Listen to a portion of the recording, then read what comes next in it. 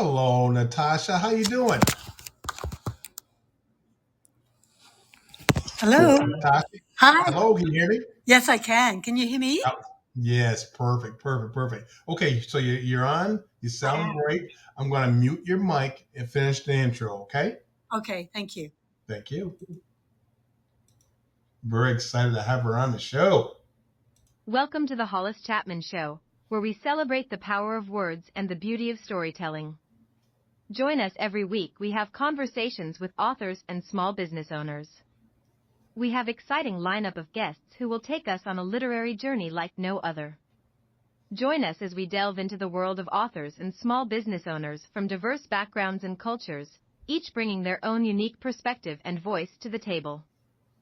From thrilling memoirs to captivating fiction and business startups, our guests will share their stories, their struggles, and their triumphs, offering us a glimpse into the rich tapestry of human experience. Immerse yourself in the magic of words and discovery as we explore the global literary landscape together. So grab a cup of tea, cozy up by the fire, and join us on this adventure of a lifetime. The Hollis Chapman Show is your ticket to a world of imagination, inspiration, and enlightenment. Don't miss out on the opportunity to connect with some of the most talented and compelling voices in literature today. Tune in and let the journey begin. Hello, and welcome to the Hollis Chapman Show. Happy Tuesday, everyone. Oh, I'm so excited to have our special guest here today. She was born in England. She has always been fascinated with people, travel, language, and she speaks 5 languages. I have no problem with speaking just one. She speaks 5. Outstanding. Also, storytelling, metaphysics. She began her career as a flight attendant, and after 8 years flying internationally, plus a short contact in Libya, she acquired many hilarious, hair-raising takes as a master metaphysician. Let's welcome to our show our special guest, Natasha J. Rosewood. Here today. I always love to tell my stories. Storytelling. I got to say right away that I'm so jealous of you. You speak 5 languages. That's unbelievable. So, tell us more about that as we go on, because I think that's a wonderful skill to be able to speak multiple languages, and I think that's helped you do what you do professionally. So tell us more about yourself, and you're an author of 5 books, and tell us a little bit more about your being an author. Go ahead.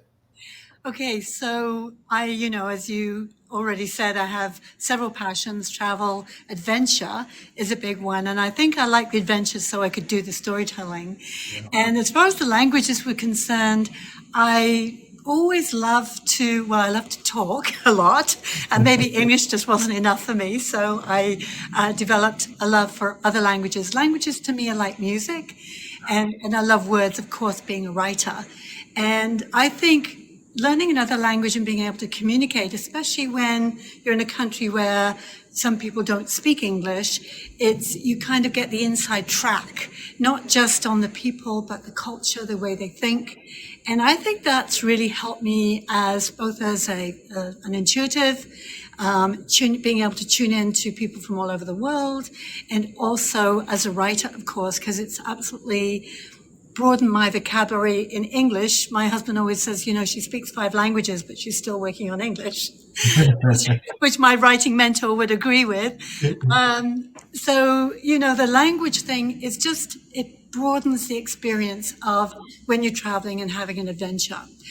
So it's definitely added to everything I've done in my work as a healer as well. You mentioned the music because I said again, like Prince, rest his heart, but Prince played multiple instruments and played them very well. I think when you started speaking other languages, did it come easier for you to speak? Because I was in Japan for 7 years. I was in the military, stuff like that. I think I know like 3 words, but Japanese was very hard for me, and I didn't really try that hard. But as you start to learn a different language, did the other ones come easier, or you just worked hard at all of them? I think, it's interesting because I was in Libya, as you mentioned, for 3 months on a flying contract after our airline in the UK went bankrupt. and there was a recession. This is back in 1982. So we're all desperate. Desperate times call for desperate measures. So off we went to all corners of the earth. And when I got to Libya, it was harder to learn Arabic because I couldn't read the alphabet. So normally I would pick up magazines, watch TV shows, be around children, just, pick up phrases and words and questions. But with Arabic, and I kind of thought, oh, I'll just be here for 2 months. It won't, I won't bother. But then I decided, well, why not? So I don't count Arabic as one of my 5 languages. So I just got a smattering. But once I set the intention to say, I'm going to learn this, then I just kind of opened up my ears and listened. And I find ways to memorize.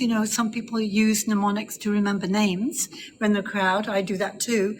And I just found ways to remember the words in my head. So I did learn a smattering of Arabic. So I think it's about intention. I think we can all do it. I will say that I do have a gift. I have an ear for it because I want to. But I think we can do anything that we set our mind to. Outstanding. Well said. And you're right. So you speak your languages. Now, share with us how languages, how it helped you in your career, what you did, writing books and so on. Kind of tell us how that helps you in your career. Well, it's, not so much recently, but, when I was flying, and I would say this was the grounding for me becoming a coach, a counselor, intuitive, a teacher, a facilitator. Of course, I was meeting people from all kinds of different nationalities, speaking in their languages, understanding most of the time their mentality, tuning into how they were thinking, if they were afraid, if what was going on in their head on the plane and how I could help them. And I think it just gave me a really broad view of different races around the world, different cultures. We do think differently. We have different idiosyncrasies. And I think it helped me be more compassionate. Because I'll give you an example. I used to do a lot of German flights because German is actually my best language. And the other stewardesses would say, oh, these passengers are so rude. And I'd say, no, they're not actually. It's just the way they speak in their language and to each other. And that's true of a few different languages. You could say sometimes in Italian, I love the Italians. And I would be the kind of mediator sometimes explaining to other people, when you don't speak the language, sometimes you don't always understand the mentality. And, we can take it personally if we don't know that. But I just always found it very entertaining and very interesting. And I get into fantastic conversations with people in other languages that I would have missed out on if I didn't speak those languages. That's awesome. Okay, so you're author of 5 nonfiction books. Okay, so when did the first book start? Did you plan on writing books, or is it something you did in between jobs? Just tell us about your journey with writing books. What was the first one all about? How did that come about? And the wow moment that it came about, your first book. Well, I think as a child, I think I was about 12, and I thought, when I grow up, I'm going to write a book. And I thought I would write a book. And my dear older sister, who's not very nice to me, said, oh, you can't write, you suck. And so, like a lot of other people, especially writers, musicians, artists, we get the message that we're not good enough, we can't do it, and who do we think we are? And I wrote anyway, but I stuffed the poems and the stories and the ideas into the bottom drawer of my filing cabinet. And then I was 49, and I was living on the coast. I'd started my psychic business. I was very successful very quickly. And I'm driving along by the ocean one day, and I just get this thought, I've got to take my writing seriously. The desire to write was burning a hole in my soul. I've got to do something here. And I thought, oh, what if I need to find a mentor first to help me, tell me whether I'm brilliant or whether I'm god awful kind of thing. And I thought, oh, what if she tells me I'm terrible and I can't write? And I made the decision right then and there. It's well, I'm going to study writing until I become a great writer, if not brilliant. And in the next 5 minutes, I felt inclined to pull over to a friend of mine.